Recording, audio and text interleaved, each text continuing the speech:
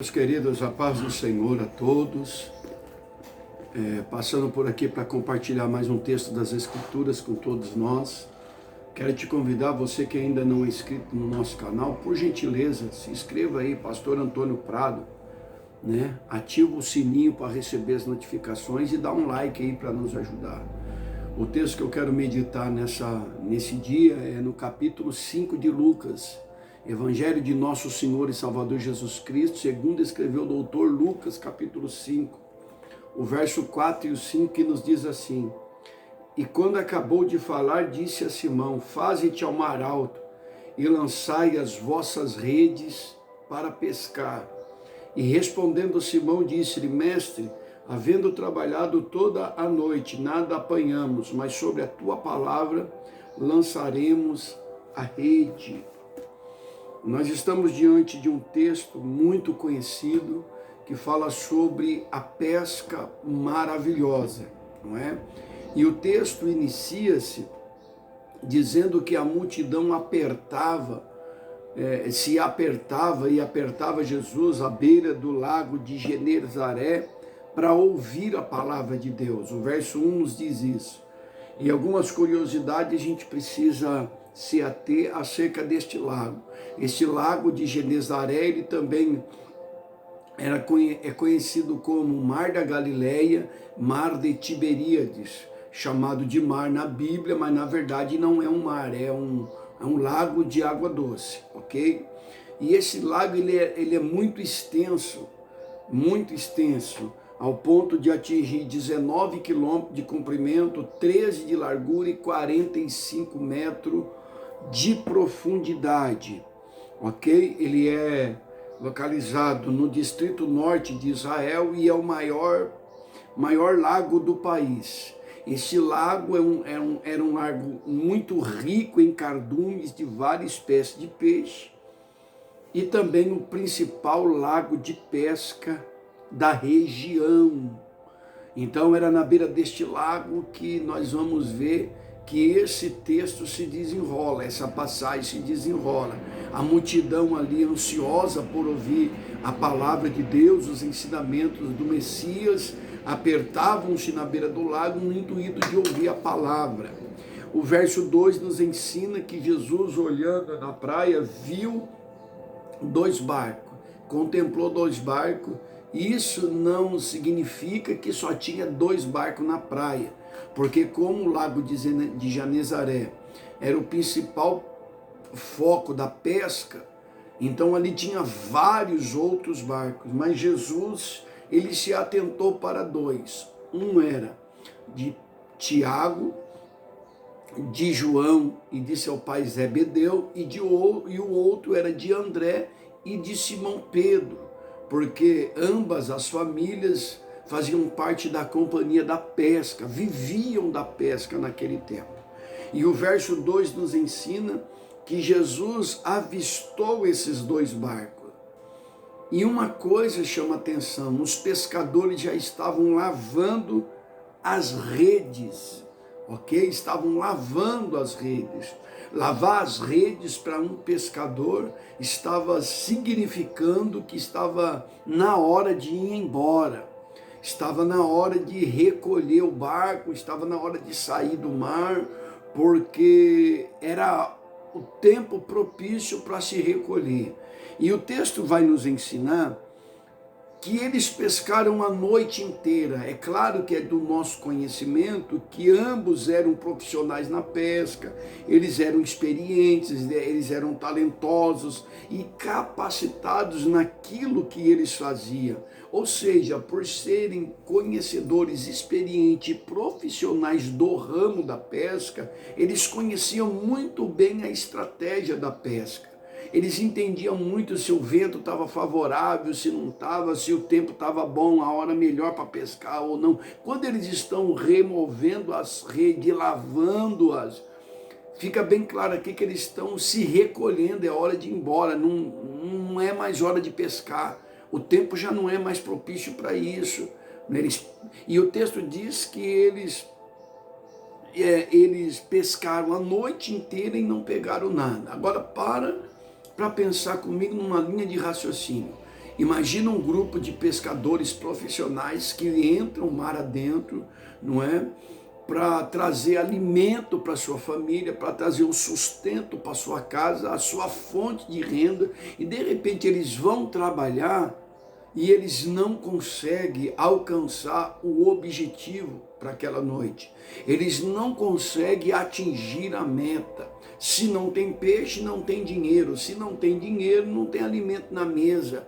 Não tem conta paga, não tem provisão, não tem suprimento. Então eles estão lavando a rede, eles estão se preparando para voltar para casa após uma noite inteira de fracasso. Eles fracassaram na missão, eles fracassaram no propósito, no objetivo.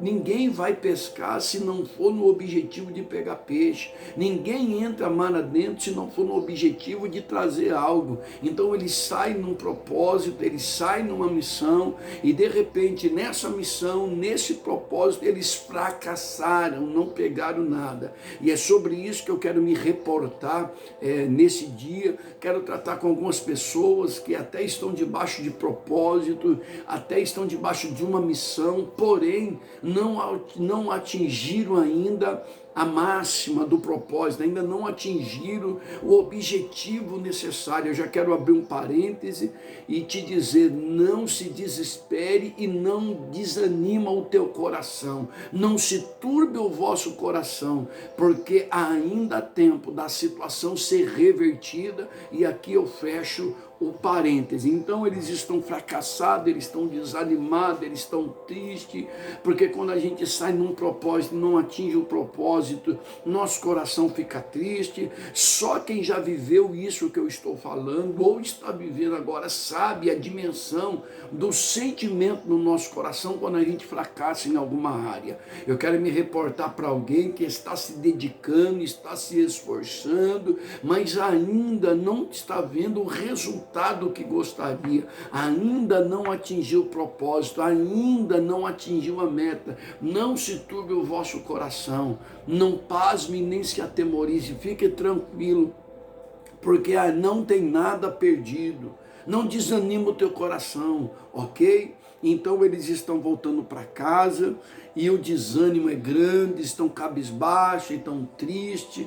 E aí a Bíblia diz que Jesus entrou em um dos barcos, né? Então quer dizer que se Jesus entrou, é porque Jesus não estava no barco. E quando Jesus não está no barco, o barco aqui eu quero tipificar, eu quero fazer uma analogia e contextualizar que esse barco representa a nossa vida. Se Jesus não estiver na nossa vida, vai ser assim mesmo, é só fracasso, é só frustração, é só desânimo. Jesus precisa estar na embarcação, Jesus precisa estar no controle de todas as coisas. Então eu quero te dar um conselho: dê a direção da embarcação para Ele, deixa Ele fazer do jeito dele, deixa Ele usar deixa Ele delegar as estratégias. O que nós vemos aqui? Nós vemos aqui um grupo de pescadores que está usando estratégia humana, não é? Só que as estratégias humanas, ela pode dar certo como não pode. Aqui no caso não deu certo. Mas quando Jesus entra no barco, louvado seja o nome de Jesus, aí ele vai usar as estratégias dele. Aí ele vai usar, vai fazer do jeito dele. Ele vai usar os métodos dele. E eu quero te aconselhar: use os métodos de Jesus, porque quem sabe até agora você não atingiu o resultado satisfatório, porque você está querendo fazer do teu jeito. Muitas vezes nós queremos fazer do nosso jeito. Às vezes nós usamos uma estratégia em um lugar, que nem eles estavam experientes, usando aquelas estratégias constantemente, dava certo. Chegou um dia que não deu. E conosco é assim, às vezes nós queremos transferir uma estratégia de um lugar, de uma situação para outra, achando que vai ter o mesmo resultado, e não vai. Então o que eles estavam usando ali? Métodos humanos. Mas quando Jesus entrou, Jesus começou a estabelecer os métodos dele, e as coisas têm que ser do jeito de Jesus. Se Jesus não estiver no controle da embarcação, e se as estratégias não for de Jesus, nós não conseguiremos atingir o propósito. estabelecido pelo reino de Deus. Olha o que está olha o que João diz. João escreveu as palavras de Jesus. Está lá em João 15, verso 5, a parte final. Sem mim nada podeis fazer. Então não tem ministério que vai para frente se não for Jesus coordenando, se as estratégias não for de Jesus, se as orientações não for de Jesus. Não tem casamento que vai para frente se Jesus não for o Senhor. Não tem empresa que vai para frente se Jesus não for a primazia na família, se Jesus não for a primazia na empresa, se as estratégias não vier de Jesus. Ou seja, o fracasso vai ser notório. O verso 3 nos ensina que Jesus entrou no barco de Pedro e se afastou da terra e ensinava a multidão. No verso 3 está escrito isso. E eu gostaria, com a ajuda do Espírito Santo, é claro, e a compreensão dos irmãos, com um pouquinho de paciência aí, vocês já estão mais ou menos habituados do jeito que eu ministro, né? Então eu queria pedir um pouquinho de paciência para a gente ir caminhando pelos versículos até chegar lá. Tá certo? Vocês sabem que o tipo de ministração que Deus me usa é ministração expositiva, né? E é assim que eu gosto, porque a gente vai mastigando e vai entendendo, vai compreendendo a revelação do Espírito para o nosso espírito nesse dia. Porque Paulo diz que a letra mata, mas o Espírito vivifica. A letra mata, mas a revelação pelo Espírito, ela vivifica. Então, eu quero destacar duas coisas no verso 3. Duas coisas. A primeira é que ele se afastou um pouco da terra. Ou seja, ele entrou no barco de Pedro. Veja bem que tinha 2 barcos, ele vai entrar no de Pedro. E se afasta um pouco da terra. É claro que isso aqui é para facilitar o meio de comunicação da época. Lembrando que naquele tempo não havia caixa acústica, não havia microfone sem fio, não havia todo esse avanço tecnológico na área da comunicação que nós temos hoje, né? Então Jesus está usando um método ali. Olha como o método de Jesus é fantástico, né? Ele entra no mar adentro, se afasta um pouco da terra e começa a ensinar. Qual é o propósito aqui? Qual é o método que Jesus está usando? O método aqui é o seguinte: as palavras dele ecoam na água do lago e chega no ouvido da multidão que está à beira do lago. Olha que coisa tremenda. Olha o método de Jesus, que fantástico. Então, aí o Espírito Santo me fez entender algumas coisas. Os métodos de Jesus sempre vai nos levar longe da terra. Os métodos de Jesus sempre vai querer nos afastar da terra, nos distanciar da terra. Os métodos de Jesus é assim, ok? E para a gente receber algo de Deus relevante, se a gente quer receber algo de Deus importante para marcar não só a nossa vida, mas uma geração, nós precisamos se afastar um pouco da terra. Então eu quero me reportar para você, você que quer ter um ministério relevante, você que quer atingir os propósitos estabelecidos do reino para a tua vida, você que quer alcançar os sonhos do teu coração, se afasta um pouco da terra. Vamos se afastar um pouco da terra. Jesus ensinou o seguinte: ajunta tesouro no céu, porque aonde tiver o vosso tesouro, ali também estará o vosso coração. Então nós temos que se distanciar um pouco da terra. Vocês percebem que a estratégia que Jesus usa, o método é o quê? É afastar eles da terra. Porque se a gente estiver envolvido muito com as coisas da terra, é impossível a gente viver o sobrenatural. Então, para viver o sobrenatural, precisa se afastar um pouco da terra. Creia no que eu lhe digo, e lhe digo pelo Espírito Santo de Deus, com temor e tremor diante da palavra. Se afaste um pouquinho da terra, para você viver uma experiência nova, marcante e sobrenatural da parte de Deus. Então se afasta. Por que nós temos que se afastar um pouco da terra, pastor Antônio Prado? Porque as visões da terra, ou melhor, as coisas da terra podem comprometer a nossa visão e, por fim, embaraçar o nosso caminho no propósito de Deus.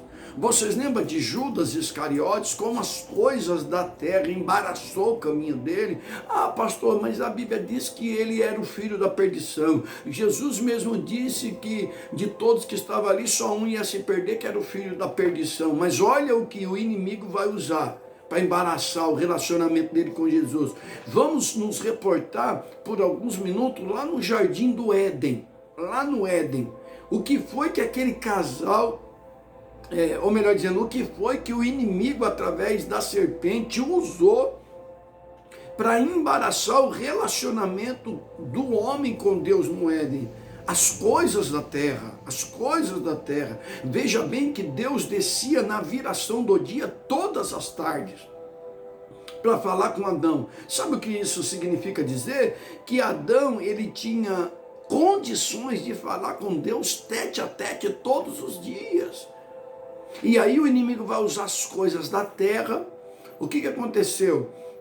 Comprometeu a visão de Eva e por fim embaraçou os relacionamentos dele. Nós podemos destacar aqui alguns erros. Erros de Adão. Se preocupou muito com as coisas da terra, com o jardim. Se preocupou demais com o jardim e deixou sua esposa sozinha. Erros de Eva. Eva se distanciou demais do seu esposo. Eva falou com quem não deveria falar. Eva falou de assunto que não deveria falar. E Eva ficou tempo demais no terreno da tentação. Então vocês observam que o inimigo vai usar coisas dessa terra. E aí o inimigo chega para ela e fala assim: come da fruta. Ela disse: não, Deus disse que não é para comer, que senão a gente vai morrer. O inimigo fala: não, vocês não vão morrer não. Quer dizer, é Deus que está mentindo então, né? É Deus que é o mentiroso. Deus falou uma coisa que não é real. E aí o inimigo vai falar assim: não, Deus não quer que vocês comam, porque quando vocês comer, vocês vão virar deuses. Vai ter conhecimento do bem e do mal igual ele, ou seja, vai ser Deus igual ele. E o contexto aqui da palavra Deus é criação de mundos. E realmente Eva e Adão criou um outro mundo mesmo através do ato deles.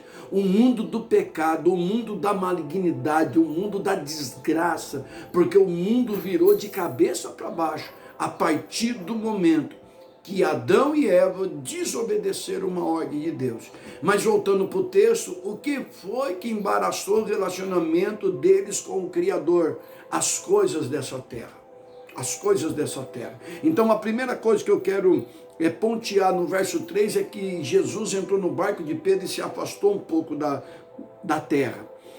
A segunda coisa que eu quero pontear aqui é que Jesus fez do barco de Pedro um púlpito. Olha o que está escrito: e ensinava do barco de Pedro a multidão.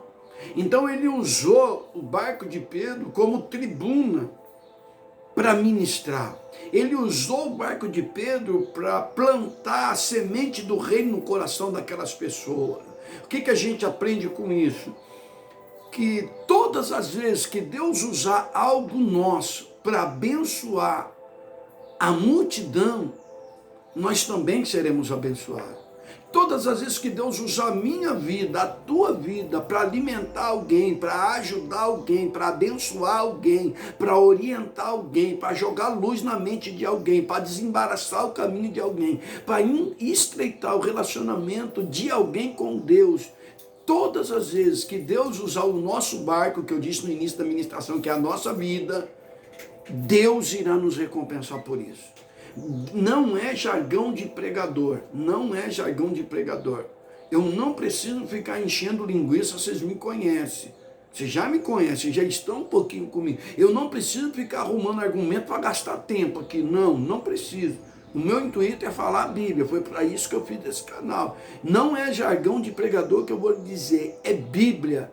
Deus não fica devendo nada para ninguém, e não fica mesmo.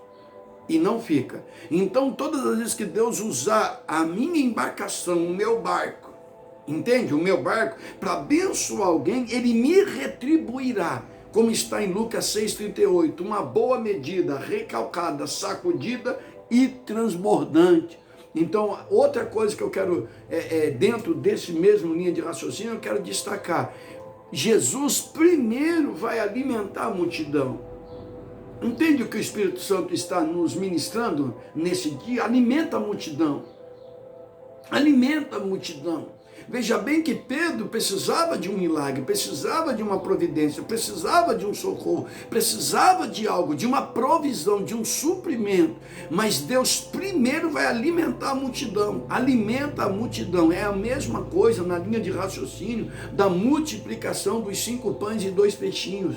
Quando Jesus pega, quando André apresenta aquele rapaz com 5 pães e 2 peixinhos, Jesus multiplica, né? Jesus faz a oração, abençoa, dá na mão dos discípulos e o negócio começa a multiplicar e Deus dá uma ordem para os discípulos, dá de comer para o povo, quer dizer, primeiro para o povo, primeiro a multidão. Eu cuido da necessidade de alguém e Deus cuida da minha, eu cuido de alimentar alguém e Deus me alimenta, eu socorro alguém, Deus me socorre, eu curo a ferida de alguém, Deus cura a minha ferida, eu ajudo na libertação de alguém, Deus vai me libertar daquilo que eu preciso ser liberto. Ou seja, a prioridade sempre é o próximo, a prioridade sempre é a multidão. Você vai ver que no capítulo 6 de João, que fala da multiplicação dos pães e dos peixes, eles estavam no deserto, não tinham o que comer e os discípulos também estavam com fome. Mas olha a prioridade que Deus dá ao povo, alimenta o povo, dá pão para o povo, dá comida para o povo. Entende o que eu estou dizendo?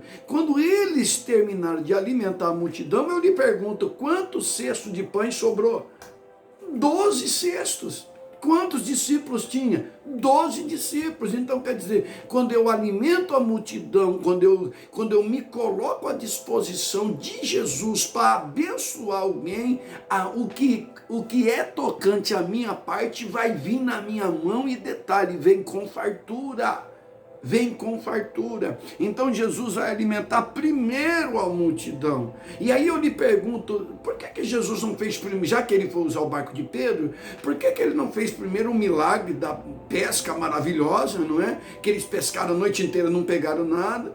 Por que Jesus, porque depois Jesus manda eles entrar no mar alto e lançar a rede em determinado lugar, eles pegaram muitos peixes, que teve que chamar o barquinho de Tiago e de João e de Zebedeu para ajudar, e o texto vai nos dizer, se você discorrer aí, que os 2 barcos encheram ao ponto de ir a pique. Mas, por que Jesus não fez um milagre para Pedro primeiro, já que ele ia usar o barco dele, e depois alimentou a multidão? Aqui tem um outro ensinamento aqui, é um outro método que Jesus sempre usava nas suas ministrações.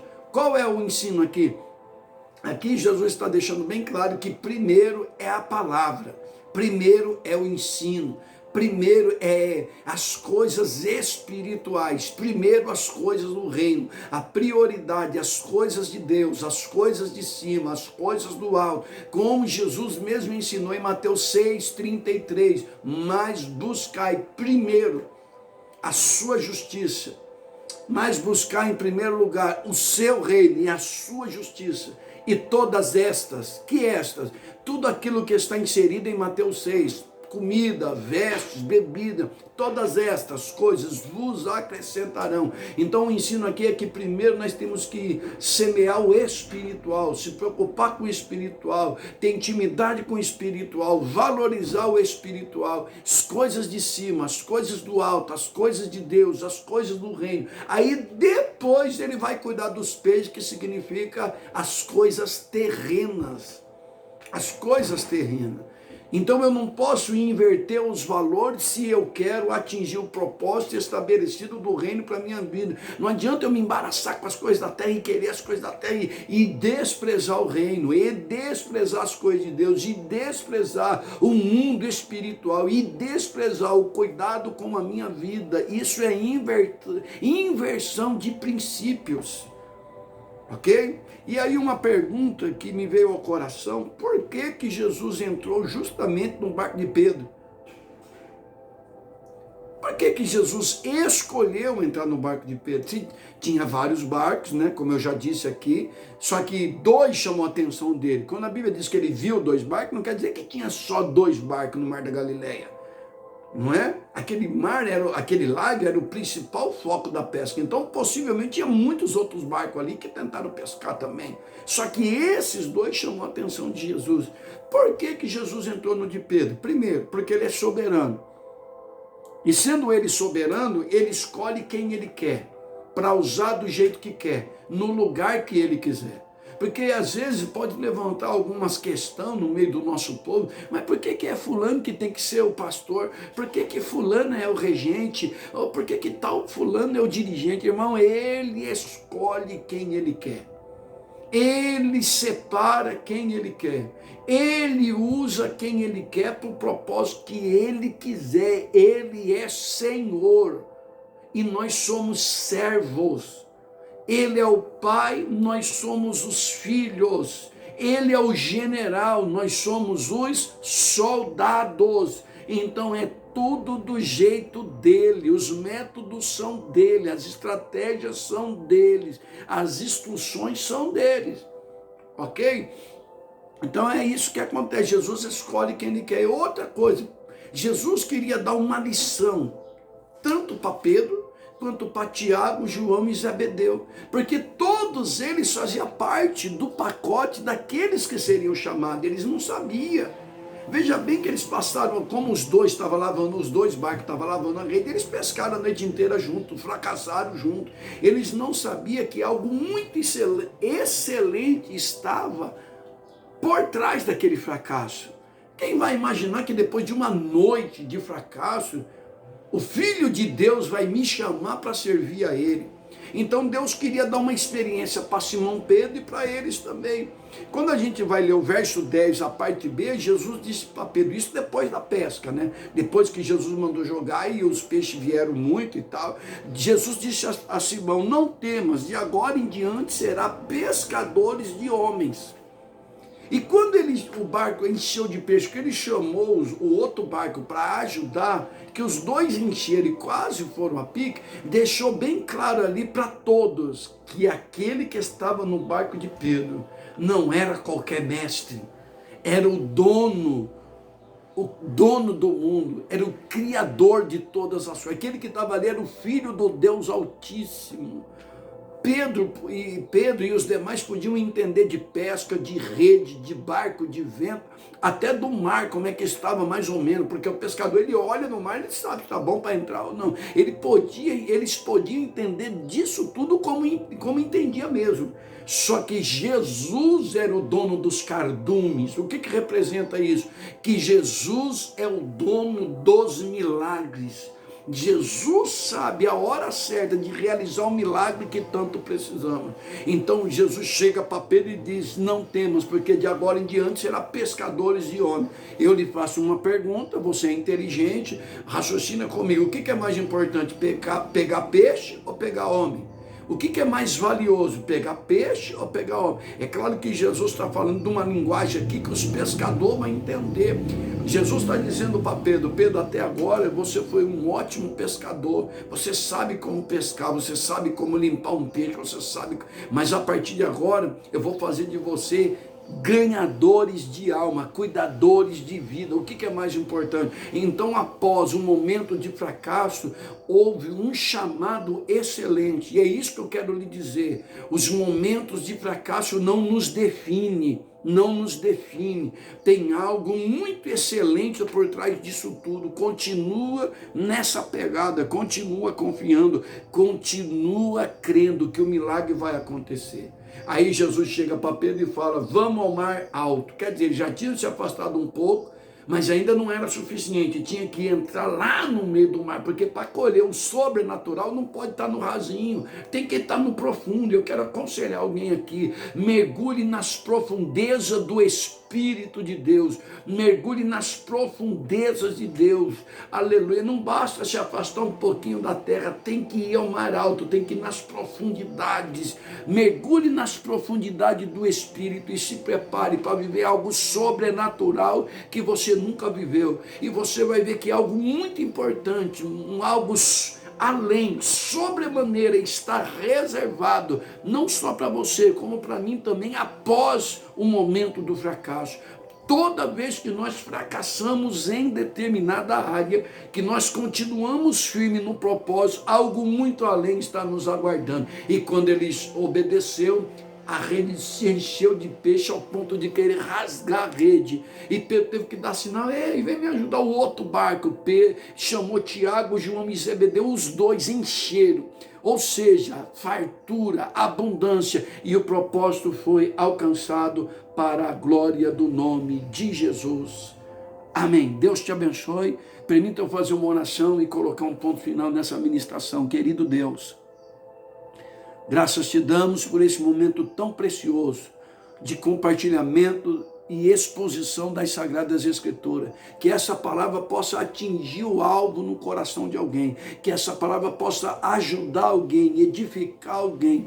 Possa gerar vida, possa gerar esperança, possa gerar temor e fé para a glória do teu nome. Porque Isaías profetizou no capítulo 55, verso 11, que assim será a palavra do Senhor quando sair da vossa boca. Ela não voltará para si vazia, antes prosperará naquilo para que ela foi enviada. Não é? Ela prosperará naquilo para que ela foi enviada, para a glória do teu nome. Amém. Deus te abençoe. E se você achar que essa reflexão pode ajudar alguém, tenha liberdade de compartilhar, tá bom? Deus te abençoe. Até a próxima, querendo Deus, em nome de Jesus. Amém.